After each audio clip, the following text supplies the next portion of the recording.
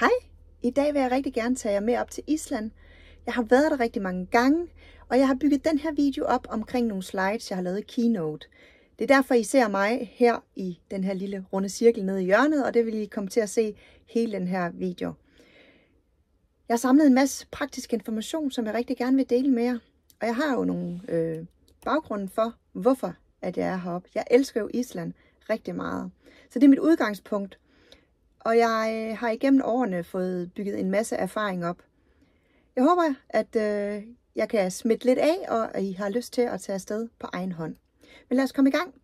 Fordi det egentlig startede med for mig, det var i 2016, hvor jeg sammen med en veninde havde lejet den her autocamper. Vi kørte en uge, sådan en klassisk tur nede ved sydkysten. Jeg valgte allerede året efter at leje den her blå Kia Picanto, som jeg navngav Mr. Blue. Ham havde jeg i 2 måneder. Det kostede 16.000 dengang. Jeg havde telt med og rejst rundt til værtsfamilier. Men jeg blev forelsket i de her Land Rover, fordi jeg havde været nogle skønne ture ind i højlandet. Så allerede året efter, der købte jeg Tourlife. Han var en Land Rover Discovery 1. Der tog jeg 3 måneder på Island, hvor jeg også var rigtig meget inde i højlandet. Så jeg har jo rejst på mange forskellige måder. Men det sidste, det var jo egentlig 2021, hvor jeg var op med en autocamper i 3,5 måneder. Og her til sommer skal jeg jo op i 4,5 måneder. Så derfor laver jeg den her video, fordi jeg jo virkelig håber, at jeg kan sætte skub i nogle tanker hos jer. I og med, at jeg har været der så mange forskellige måder, så har jeg jo også samlet mig rigtig meget blandet erfaring. Men i dag skal vi snakke om det primært ud fra synet af, at man skal derop med en autocamper. Det kan man altså kun, hvis man sejler derop med Smyrline. Det foregår fra Hirtshals. Inde på deres hjemmeside, der har de en sejlplan, som I altid kan gå ind og downloade. Man skal lige bemærke, at uden for sæson, så er turen lidt længere, og inden for sæson er man allerede deroppe på omkring 2 dage.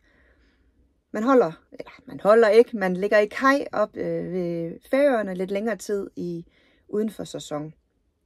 Den her sejlplan, den kan man finde på deres hjemmeside, men jeg lægger også lige et link heroppe i hjørnet. Priserne er meget forskellige, og under corona, så lavede de faktisk om på, at man tager derop, det hedder udbud og efterspørgsel. I gamle dage, der havde de meget sådan fixed prices, det har de ikke mere. Men jeg synes faktisk, det er ret praktisk også på den her måde her. Jeg rejser altid selv uden for sæsonerne, og som I kan se her, så er det de 3 biler, jeg har rejst med og har haft af priser. Hvor med Tourlife Land Roveren i 2018, der boede jeg i et 6-mandsrum nede i kælderen. Hvis man er til det, så er det fint. Jeg kommer nok ikke til at gøre det igen. Jeg havde en meget snorkende kvinde, og derfor blev det en meget forstyrrende tur for mig. Men det kostede kun 10.000 kroner. Sidst var jeg afsted sammen med Hugo. Der gav vi 18.000, altså Hugo og jeg, når jeg siger vi, så er det altid mig og min bil. Der gav jeg 18.000, og der boede jeg i et 4-mandsrum. Det var på grund af corona, så på det tidspunkt var alle enkeltmandskahytter, og man måtte heller ikke sove nede i 6-mandskahytterne på det tidspunkt. Så det var helt tilfældigt, at jeg bare fik stukket en 4-mandsrum til rådighed. Det kostede 18.000. Jeg var afsted i 3,5 måneder. Så var det jo så her i år, her til sommer, faktisk i næste måned, der rejser jeg op til Island igen. Planen var, at det skulle være 4 måneder. Jeg fik en pris på 27.000 for et 2-køjerum. Og i og med, at min bil så er 7 meter lang, så landede den på 27.000. Det tænkte jeg egentlig, det var meget okay, fordi det er det, jeg har hørt andre også betale. Men så gik tiden alligevel lige lidt, og så var der en, der prikkede mig på skulderen og sagde, prøv lige at gå ind og beregne på en tur igen, hvis du bare lige kommer lidt senere hjem. Så det gør jeg. Så 14 dage har jeg fået ekstra og faktisk sparet rigtig mange tusind kroner. Så nu giver jeg 18.500 for at komme til Island. Så derfor, bestil i god tid. Det er virkelig, virkelig vigtigt.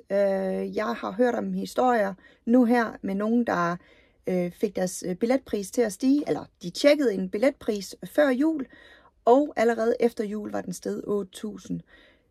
Så jeg varmt anbefaler at komme ud i god tid, så kan I få lidt billigere billetter. De har en helt fantastisk, en beregner inde på deres hjemmeside.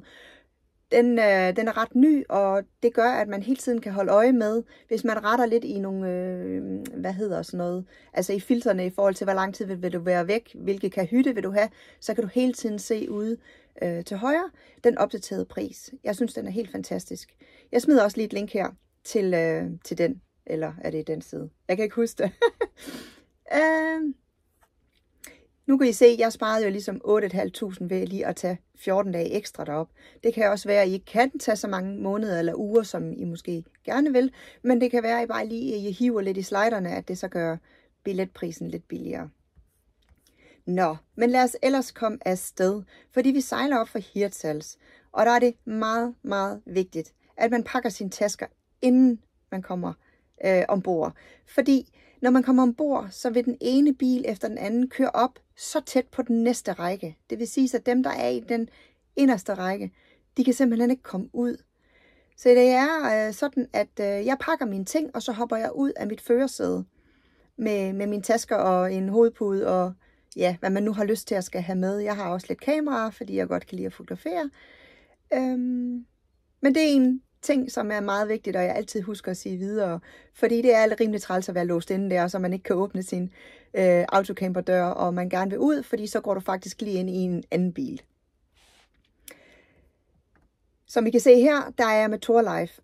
Vi holder meget tæt, så det er bare lige for at vise jer det. Men når man kommer ombord på færgen, så er der jo en masse madmuligheder, og når I booker billetten, så vil I også få et tilbud på, og I kan få noget rabat, hvis I køber noget mad til en buffet på forhånd. Det gjorde jeg første gang, og kan så sige, det kommer jeg ikke til at gøre igen. Det kan være, at der er nogen, der synes, det er praktisk. Det gør jeg ikke. Jeg fandt ud af, at jeg undervejs måske ikke bare havde lyst til det der buffetmad altid, og nogle gange var der også noget, jeg måske ikke så godt havde lyst til, eller ikke var så vild med. Og bare havde lyst til en pizza, eller en grillkylling, eller gøre et eller andet. Der er nemlig både caféer og café, buffet, fin restaurant er der også. Så du har lyst til at invitere din kone fint ud, så er det også en mulighed. Derfor vælger jeg ikke at købe noget, og desuden så går jeg lidt i vinterhi, når jeg hopper ombord på færgen, og spiser faktisk kun 2 måltider mad om dagen, og så har jeg lige lidt kiks med også.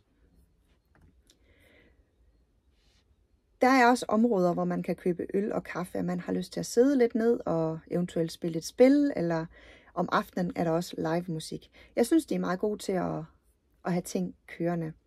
Udover det, så er der andre faciliteter. Der er en lille bitte biograf, som kører forskellige film hen over dagen. Der er et spa ude på dækket, så man kan sidde og nyde havet, mens man sidder i et dejligt varmt. Det gjorde jeg den ene gang på vej hjem. Det må have været tilbage, dengang jeg havde Land Roveren, fordi sidst var der jo corona, så der havde de lukket ned for det. Der er også en lille pool ned i bunden. Den er meget, meget lille. Det er cirka 3 svømmetager, den gjort færdig. Men det er egentlig hyggeligt, og har du børn med, så kan de sikkert også godt lide at komme ned. Der er legeområder til børn og til teenager. Der er gamingområde. Du har mulighed for at spille bold ude på dækket også. Så jeg synes egentlig, at taget betragtning af, så synes jeg faktisk, det er ret fint. Når du lander ved Island, og du skal af færgen, så skal du gennem tolden. Det er faktisk vigtigt, at man lige har taget nogle ting i forhold til derhjemme, men det viser jeg på næste slide. De tager stikprøver. Du ved ikke, om det er dig, der ryger ud til siden. De tømmer bilen, de tjekker. De spørger altid pænt op ved tolden, om man har noget for told, og hvis man så siger nej, og de fornemmer noget mistænkeligt, det hedder det ikke. Vi ved, hvad jeg mener, at de er mistænksomme omkring det, så bliver du altså hævet til side. Jeg har lige lavet en lille slide her, hvor man kan se, hvad er det egentlig tilladt at få med ind. En god idé er lige at tjekke det op på det selv, fordi ser du måske den her video et år efter den er optaget, så kan det have været ændret sig. Jeg har lige opdateret det her slide, og jeg kunne se, at den havde ændret sig siden sidst jeg havde tjekket det. Der er også noget med noget cigaretter, der er noget med, du må ikke have fersk kød med. Det er virkelig vigtigt lige at følge op på, hvad du må have med, og hvad du ikke må have med. En anden vigtig ting, det er, du må ikke bare tage dit kæledyr med. Der er bestemte vacciner, de skal i karantæne, og man skal betale nogle gebyrer. Jeg har ikke sat mig ind i, hvad gebyrerne koster. Igen, har du et dyr, du vil have med, og du skal være afsted rigtig længe, og du tænker, okay, det er det værd, så så vil jeg anbefale at lige kontakte myndighederne. Men jeg kan huske, at hunde skal sidde i karantæne i 14 dage. Når man så er kommet fri af alle de her ting, så kører man så fint op over en fin høj bakke. Det er ikke en bakke, det er jo et bjerg. Og du ryger op, og jeg har aldrig oplevet, at der ikke har været sne. Det kan være meget sådan lidt, hvor man tænker, what? Men vejene er ryddet, og det er rigtig, rigtig smukt. Men du skal lige op over det her fjeld, eller det her bjerg, for egentlig at komme op til Eichelstadir. Når du kommer derop, så lander du ret hurtigt på Ringvej 1.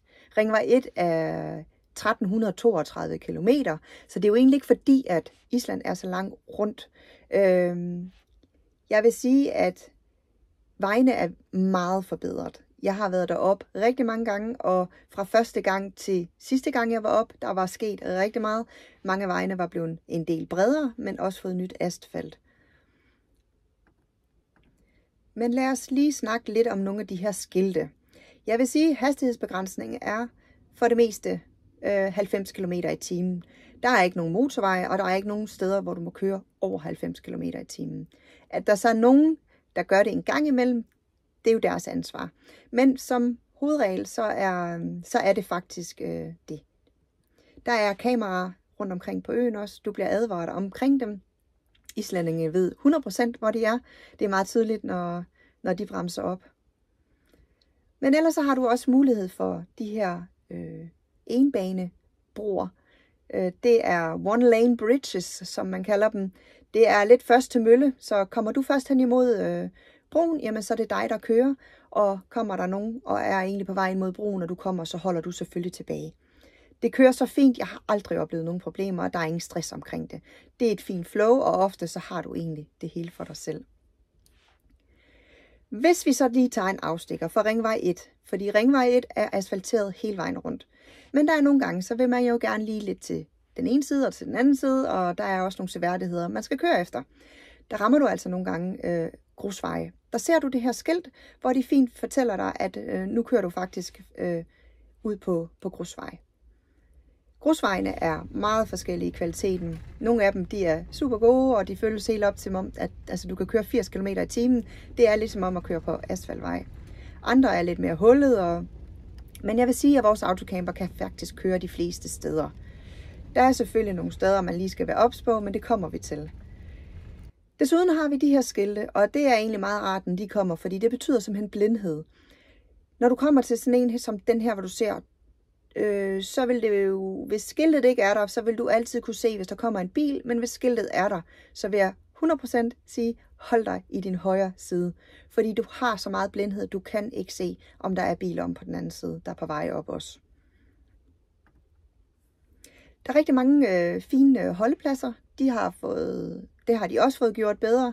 Nogle er meget store, nogle er lidt mindre, men du har mulighed for at kan stoppe op, spise din frokost, og i mit tilfælde sende dronen op, fotografere lidt og ellers hygge sig. Jeg vil lige gøre opmærksom på, at nogle af de her holdepladser er måske ikke helt til os tunge biler. Jeg var uheldig med Hugo, sidst jeg var deroppe ved at hænge fast her.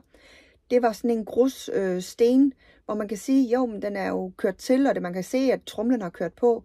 Men jeg havde en mekaniker, der så kom og hjalp mig fri, og han fortalte mig simpelthen, at når det havde regnet rigtig meget, så var det ligesom om, at bunden under det her faktisk blev ret løs. Og derfor endte jeg faktisk med at sidde fast. Så han sagde, at det er ikke første gang, han har oplevet, at turister som mig kommer, og jeg er hermed også blevet lidt klogere. Og det fif vil jeg jo selvfølgelig gerne give videre. Om ikke andet, så kører jeg måske lidt mere lige ned på sådan en tur her. De her, dem ser du overalt. De blå skilte. Jeg undrede mig rigtig meget i starten. Jeg tænkte, hvad er det her for noget? Hvad betyder det? Men det er simpelthen et lille kort hen over byen. Man har, det er farmnavnene. Sådan så, at folk, det er ikke så meget det der med, okay, vi bor nummer et eller andet, men det er simpelthen farmnavnet. Så har du en oversigt over den her lille by. Hvor ligger farmen, du skal besøge? Derudover så er der skilte med rensdyr og får. Dem ser man også jævnligt. Rensdyrene er især ude østpå. Der kan du være heldig at se dem specielt først på sæsonen. Nu her, når jeg lander deroppe, der har nemlig ikke kommet så meget græs, og tænker så er jeg nu oppe i fjellene, så derfor så render de og græsser nede ved vejene. Så dem har jeg været heldig at se flere gange. Men kommer du sådan længere hen på sæsonen, så er det nok mindre heldigt, fordi der render de rundt op i fjellene. Fårene til gengæld, de er alle steder, og de ligger i vejkanten. Og jeg vil varmt anbefale, at man holder øje, og i og med, at de ligger og sover, så kan man måske tænke, at jeg kører bare forbi. Men tag alligevel lige og bremse en lille smule ned, fordi du ved ikke, og især når de har lam, du aner ikke, hvordan de reagerer, når du kommer der. Fårene, de bliver faktisk sat ud allerede fra fødslen. De når kun lige at komme ud, og så ryger de, altså ud om morgenen, og så ryger de ellers på græs. De er mega søde. Jeg elsker det, men pas nu på dem. De kan jo, som sagt, hoppe i sidste øjeblik. Det var en forkert vej. Sådan der. I yngleperioden for edderfuglene vil det her også kunne ses. Det er mega nuttet, og igen, sænk farten og lad være med at stresse dyrene. Edderfuglene har også en tendens til at ligge i vejkanten og sole sig og putte sig.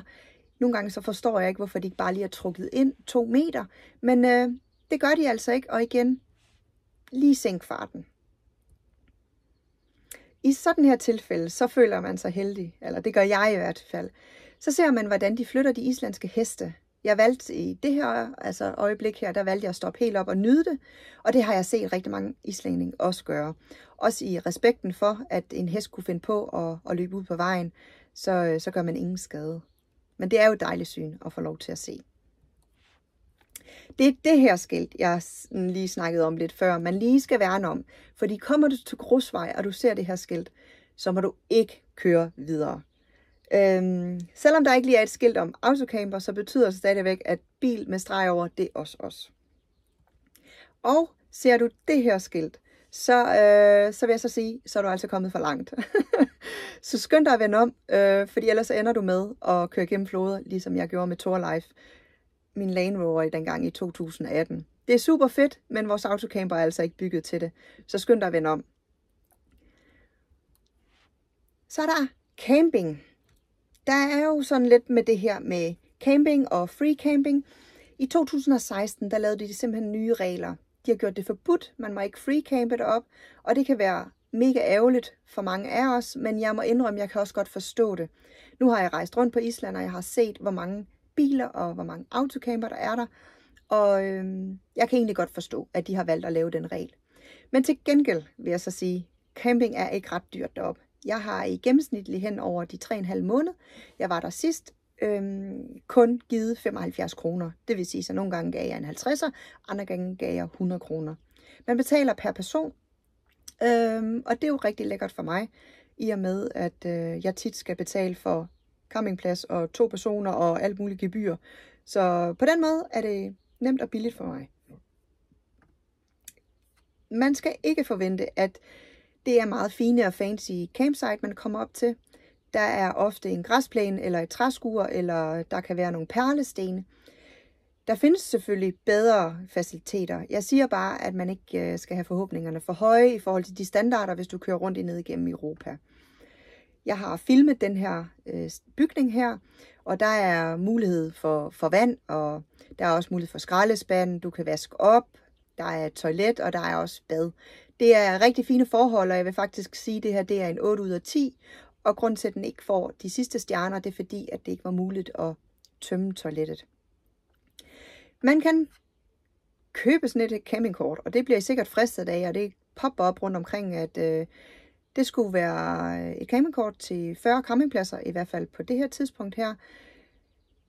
Det har jeg valgt at sige fra. Jeg har desværre hørt rigtig mange opleve nogle dumme ting, i og med, at du er et sted, og så lige pludselig så er der et campsite, og du kan ikke komme ind, fordi nu har du låst dig fast. Eller du kan godt komme ind andre steder, men jeg synes, det er ærgerligt. Man betaler et beløb, og så ender det med, at du faktisk kun kan bruge det 10 gange, fordi at du ikke lige er i nærheden af de campingpladser. Hvis du virkelig vil det her, så vil jeg i hvert fald anbefale dig, at I laver en plan hjemmefra, at det så er det, I vil køre efter. Men ja, jeg anbefaler at lade være. Så er der det med vejret. Det er jo en af de lidt sjove, fordi at vind og vejr på Island, det kan være lidt tricky. Jeg har oplevet alt fra hedebølge til snestorm. Vær altid ekstra forberedt. Ha' regnslag eller lignende. Jeg er blevet snydt flere gange og har været fuldstændig gennemblødt, hvor vejrudsigten havde lovet godt vejr. Så jeg har altid lige en skaljakke med i rygsækken, og måske lige en ekstra bluse, hvis jeg er taget afsted lidt mindre påklædt. Fordi her taler jeg faktisk af erfaring. Det her det er godt nok inde i højlandet, men det er altså den 12. juni for 2 år siden, at det lykkedes mig at ende i en snestorm, som overhovedet ikke var blevet varslet nogen steder. Det var ikke noget, vi havde nogen som helst mulighed for at se, at den kom. Så have nu godt med tøj med, og en taske også med væske og sådan noget. Temperaturen på Island har jeg lige fundet gennemsnittet af her. Det er så godt nok for 2015.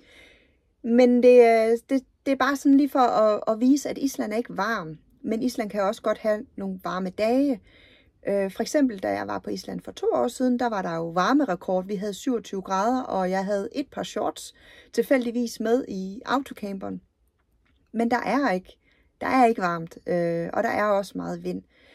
Så 12-13 grader plejer jeg at sige gennemsnitligt hen over sommeren. Men man skal ikke lade sig kæmpe sig af solen, fordi den er altså rimelig hård. Som I kan se her, så er jeg blevet rimelig solbrændt, ved ikke lige at have noget på. Så den er hård ved dig, så husk det lige. Men lad os lige lidt praktisk omkring det her med at vaske bil. Der er rigtig mange tankstationer rundt. Der er ikke mange tankstationer, det er ikke det, jeg vil sige. Der er rigtig mange steder på tankstationer, man kan vaske sin bil. Fordi rent tankstationmæssigt skal man nok tanke ofte, når man ser den. Men jeg har altid lige min egen sæbe med. Jeg har min egen børste med også for en sikkerheds skyld. Der er nogle steder, at der er børste på, men bare lige for en sikkerheds skyld. Også hvis man ønsker, at det lige skal være lidt grundigere. Men det kolde vand skal I vide. Ønsker I varmt vand, og ønsker I at komme ind i de her haller med højtryk, så med sæbe og vokser det der, så findes de altså også. Deres valuta, det er kroner, islandske kroner. Jeg mener ikke, det er nødvendigt egentlig at veksle en masse. Jeg plejer at veksle 2.000, når jeg kommer, men jeg har altid en masse penge, jeg skal nå at bruge, inden jeg skal afsted. Det er, hvis du skal ud i de små afkroge, at der måske kan være, at de ikke har, men ellers så har alle butikker, alle tankstationer, alle steder, så kan du betale med dankort. Der er dog en stor tankstation, som jeg har opdaget driller i forhold til Visa nogle gange. Jeg fik ringet til min egen bank for at høre, hvad der gik galt. Jeg kunne ikke betale på det. Det er den tankstation, der hedder N1. De er ikke koblet op på Nets. Og jeg ringede til Nets, og de blev ved med at sige, at det havde ikke noget med dem at gøre. Men så fandt jeg faktisk et loophole, og det er derfor, jeg lige vil fortælle jer, at jeg efterfølgende fandt ud af, at jeg kunne bruge mit Lunar-kort. Fordi Lunar, de kører ikke på Nets. Og så derfor, hvis jeg skal tanke på N1, så tanker jeg med Lunar.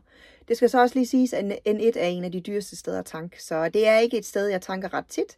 Men de har også AdBlue, og derfor så er det lige nogle gange nødvendigt for mig at have det.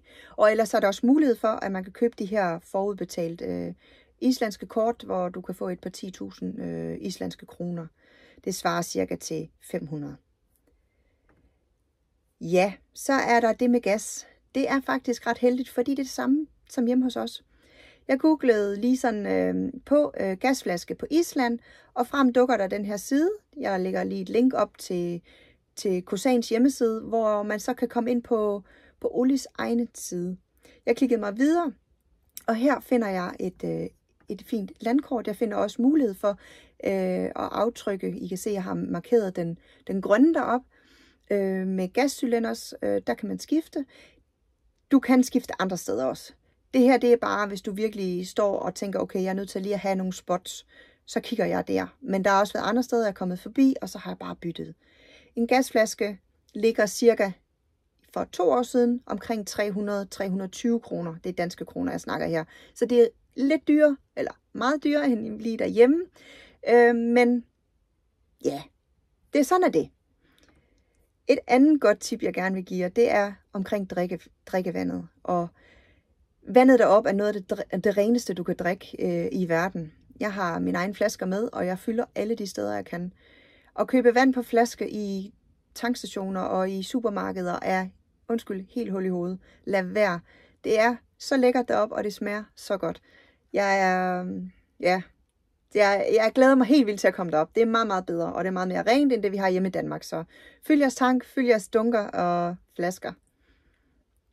Men nu vi er ved det her med drikkevarer, så vil jeg lige fortælle jer lidt om, at på Island, der kan man ikke bare købe alkohol i supermarkederne, ligesom vi kan herhjemme i Danmark. Så de har deres egen butik, og det er en vinbuden. Jeg udtaler det sikkert ikke rigtigt, men der kommer du ind, og så har du en butik kun med alkohol. Og selvfølgelig så skal du have... Jeg kan faktisk ikke huske, om du skal være 18 eller 20 år for at kan få lov til at købe det her. Jeg nåede nemlig selv at dumme mig på et tidspunkt. Jeg var i en supermarked, jeg købte en 6-pack øl, og viste sig, at det var sådan en 0,2 eller 0,5% alkohol. Det tænker jeg, at der er mange andre, der også har prøvet. Så derfor synes jeg lige, at jeg vil fortælle jer om, at der er de her butikker. I 2021, da jeg var deroppe med autocamperen Hugo, der var jeg inde, og der kan jeg så fortælle jer, at en slotsøl, den kostede 22 kroner. Det er dyrt med alkohol på Island, men jeg tænker også, så bliver der drukket en anelse mindre. Så vil jeg gerne ind på sikkerhed. Der er rigtig mange, der siger til mig, hvordan er sikkerheden på Island, og kan man køre rundt, og kan jeg køre op selv? Og mit største svar, det er ja. Det er et af de sikreste lande, jeg nogensinde har været i. Altså, da jeg boede ved værtsfamilier i mine første 2 år, jeg rejste rundt derop, der låste de ikke husene. Jeg blev sådan vildt sådan, wow, altså jeg havde for mange tusind kroner liggende ind og udstyr. Men som de sagde, naboen skal lige kunne komme ind, hvis de skal bruge en lille smule mel, eller de havde noget sukker, de manglede. Så gik man bare ind til hinanden, og den respekt har man. Jeg synes, det er helt fantastisk. Altså, det kunne mange godt lære noget af. Der er meget, meget lav kriminalitet. Jeg snakkede med nogle politimænd også på et tidspunkt, som sagde, at de få ting, der egentlig sker, det er oftest turister. Man kan blive inspireret rigtig mange steder her på nettet. Man kan søge rundt, og jeg bruger rigtig meget Google selv, og jeg bruger Instagram til at researche. På den måde så finder jeg nogle steder, jeg rigtig gerne vil have, og dem sætter jeg så ind på Google Maps. Jeg elsker Google Maps, jeg elsker mit system. Du har sikkert dit eget system, men have et system og have et eller andet, hvor du kan ligesom lave nogle ønskesteder hjemmefra. Men hvad kan man så lave på Island? Jamen, der er så mange muligheder. Nu er jeg jo meget til natur, så det er jo selvfølgelig det, som kendetegner mig og mine sociale medier. Men der er faktisk andre muligheder. Fordi du kan tage aktiv ferie, du kan tage afslapningsferie.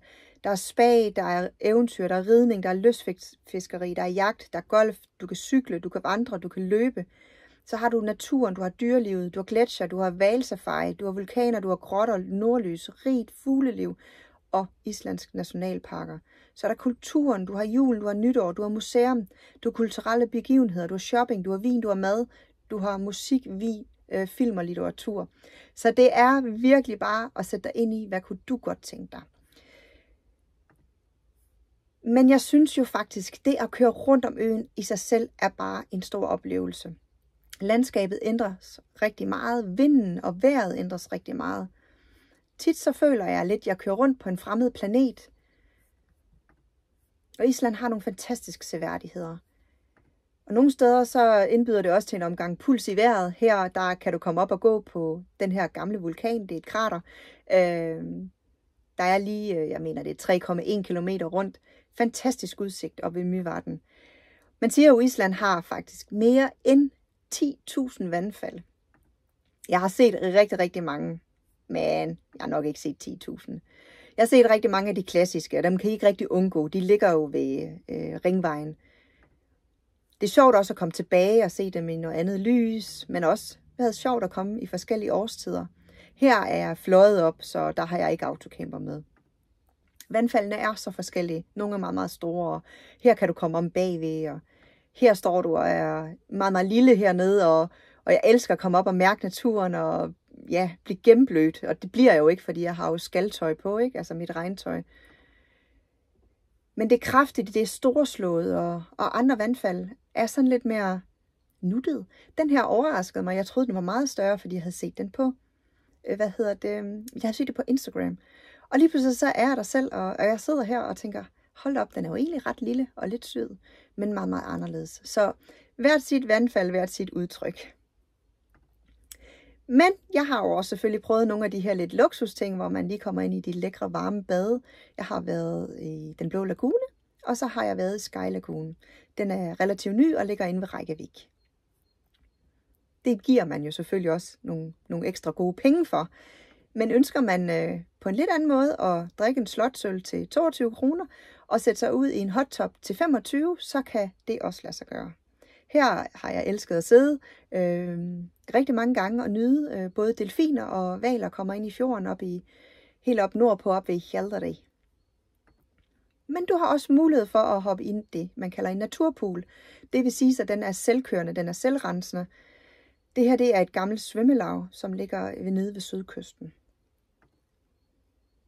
Med hensyn til mad, så er der jo helt sikkert nogle ting, jeg synes, man skal opleve. Fisken på Island er jo helt fantastisk. De har rigtig meget lækkert fisk. Her til venstre, der ser du en hotdog. En hotdog, det er simpelthen en hotdog med torsk, der er frityrestegt. Og så er der jo deres fish and chips. Den er helt fantastisk. Det er helt sikkert lammesuppen, der rammer mig allermest. Det er også noget af det billigste, du kan få på Island. Typisk giver jeg 100-120 kroner for en tallerken. Nogle gange er der refill, så du kan få en ekstra tallerken. Men det er simpelthen bare løg, gulerødder, knoldselleri, kartofler, majroer, porre og selvfølgelig lam. Jeg elsker det, og varmt anbefaler det. Og så er der et sted, jeg synes, der var helt særligt. Det er det her greenhouse. Det er den bedste tomatsuppe, jeg nogensinde har smagt. Jeg valgte at få tomatbuffet. Der er simpelthen en restaurant inde i selve, drivhusene. Du går rundt i drivhusene og får en fortælling, der er skilte, de fortæller. Altså, der er jo hele den her, de har jo ikke pesticider, de har jo ikke alle de der ting, som de skal rende og sprøjte for. Så faktisk alle deres ting op på Island, de behøver ikke at skrive økologisk, fordi det er økologisk. Jeg synes, det er meget fascinerende, og så er det lidt hyggeligt, at man kan sætte sig ind i drivhuset i en restaurant, og så kan du købe alt, og alt har noget med tomater at gøre. Selv øl kan du købe med tomat. Der er også en lille butik, hvor man har mulighed for at købe varer bagefter. Jeg synes, det er en skøn oplevelse at få lov til at sidde der.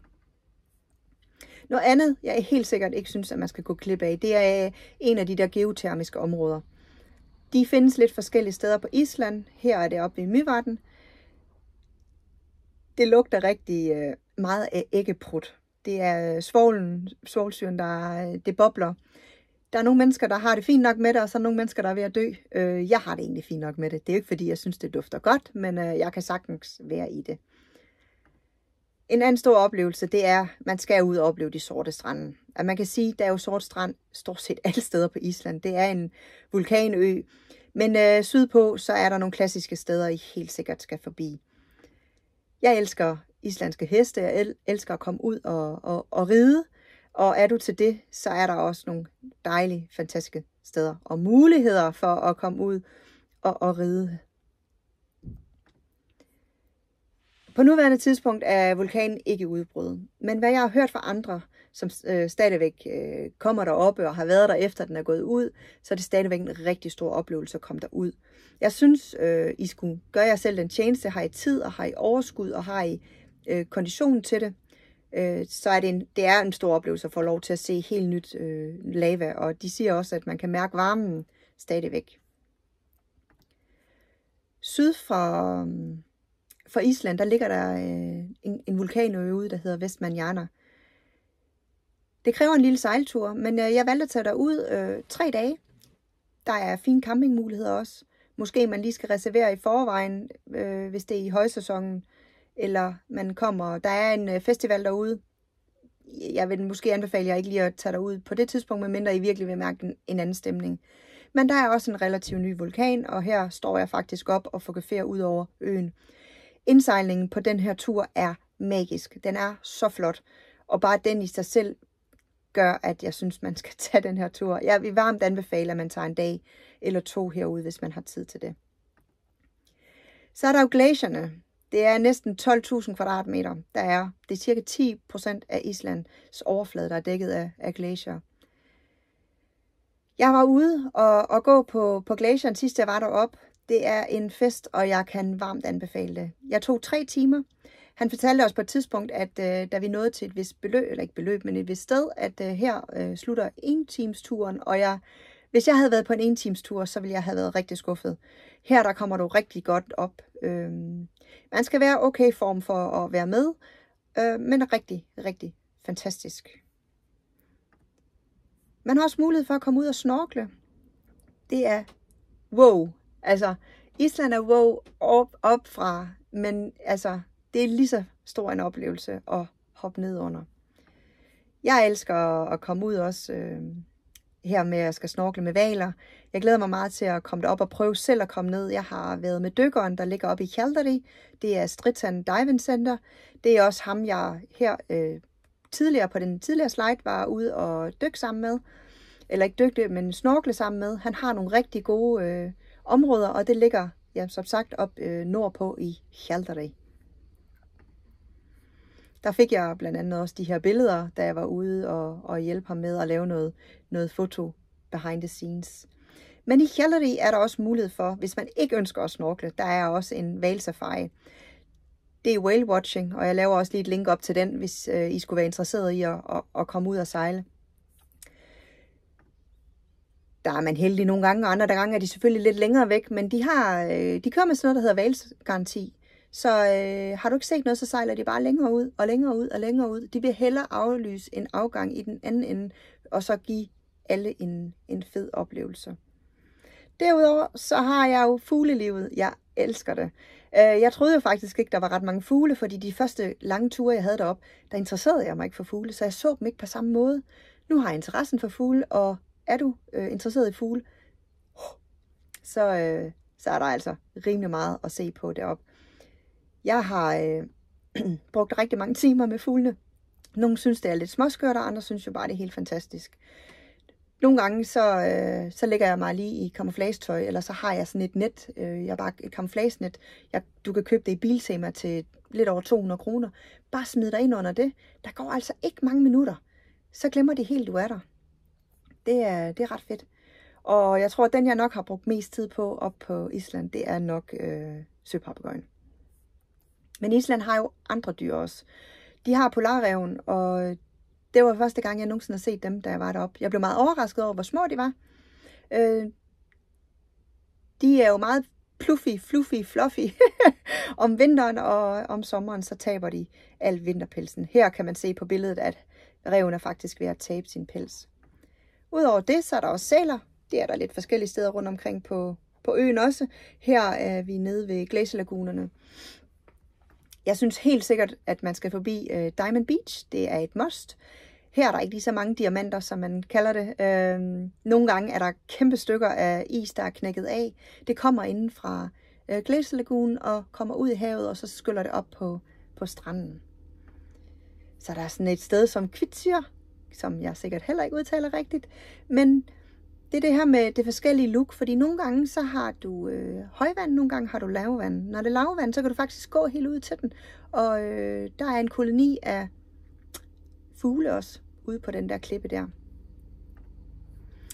Altså i mine øjne, der er Island meget, meget storslået. Jeg synes, det er helt enormt.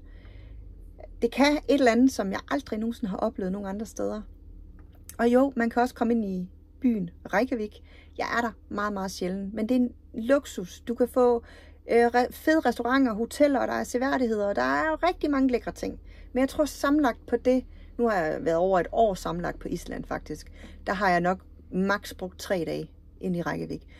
Jeg er ikke så meget til det med byerne, men I skal vide, de er der, og det er så fint, og jeg har bare ikke behov for det. Hvis man vil være alene, og der er jo mange turister deroppe i perioderne, især i højsæsonen. Men hvis man ønsker at være lidt mere alene, så tag ud om aftenen. Tag morgenerne eller nætterne, hvis du er der i tiden, hvor der er midnatssol og sol, eller kan man sige, lyst hele natten. Fordi alle dem, der skal tilbage på hoteller og bed and breakfast og alle de der ting der, eller er med busserne, de er jo væk fra vejene, og på den måde, så får du altså noget mere ro. Jeg har rigtig mange gange tullet rundt, mødt andre fotografer og eventyr, der synes, at det er spændende, og der er lige lidt mere ro. Ja, men altså, som sagt, som jeg tror, jeg fik sagt lidt tidligere, men om ikke andet, det er meget, meget svært for mig at vise jer alt, hvad jeg har oplevet. Men jeg gav jer lige her nogle smagsprøver, for lige at måske tænde nogle lyst kan man sige, et eller andet lyst i jer. For jeg har jo omkring 100.000 billeder fra Island. Det er vigtigt for mig at fortælle en masse af de her praktiske ting, fordi jeg ved, at det godt kan virke uoverskueligt, inden man lige tager ud. Jeg har rigtig mange gode steder til gode stadigvæk. Jeg har ikke været alle steder, og man kan ikke nå alt på Island på én gang. Men jeg synes, at hvis du sidder stadigvæk og er meget i tvivl om, hvad du gerne vil, så håber jeg helt sikkert, at du tager fat i mig, fordi jeg har mulighed for at lave det, der hedder Book Min Tid, hvor du simpelthen betaler mig på timebasis. Så kommer jeg enten hjem til dig, eller du kommer til mig, og ellers så mødes vi online. Jeg gør det lidt forskelligt, det kommer an på, hvor jeg lige er hen i verden. Og så kan jeg hjælpe med at planlægge turen. Jeg kan komme med alle de her svar med de spørgsmål, I har ud over det her. Jeg har booket, ikke booket, men jeg har hjulpet flere med at booke deres tur. Jeg har en lille udtalelse her fra Knud, som jeg har hjulpet, og jeg har hjulpet flere med småting, hvis de bare lige havde nogle små fif, de gerne vil have, og andre har i decideret lavet hele deres tur fra A til B. Så det er spændende, men der er nogen, der ikke lige selv kan overskue det, og derfor så vil jeg gerne tilbyde den hjælp, hvis I har lyst til det. Men jeg vil egentlig bare gerne sige tak, fordi du kiggede med. Jeg håber, at jeg har givet jer mod til at komme derop. Jeg håber også, at du lige vil smide en kommentar ned i kommentarfeltet, som det hedder. Og jeg kunne godt tænke mig at høre, om I har været på Island. Hvornår I egentlig var der, og hvad har gjort det største indtryk. Jeg synes altid, det er så spændende lige at høre, om andre har været der, og lige høre om deres største oplevelse. Og hvis du ikke har været der, så må du også gerne skrive, og så gerne skrive, hvad er dine top 3 ting, du rigtig godt kunne tænke dig at opleve. Men hvis I har lyst til at se mere omkring Island, så rejser jeg jo her den 29. april 2023. Det siger jeg lige på den måde, fordi hvis du ser den her video længere hen i livet, kan man sige, den kommer jo til at ligge her i mange år, den her video her, så skal I jo bare hoppe ned og subscribe. Så kan I følge med, og om ikke andet, så se, hvad jeg render og laver. For nu vil jeg bare sige tak og islandske hilsner herfra. Hej hej!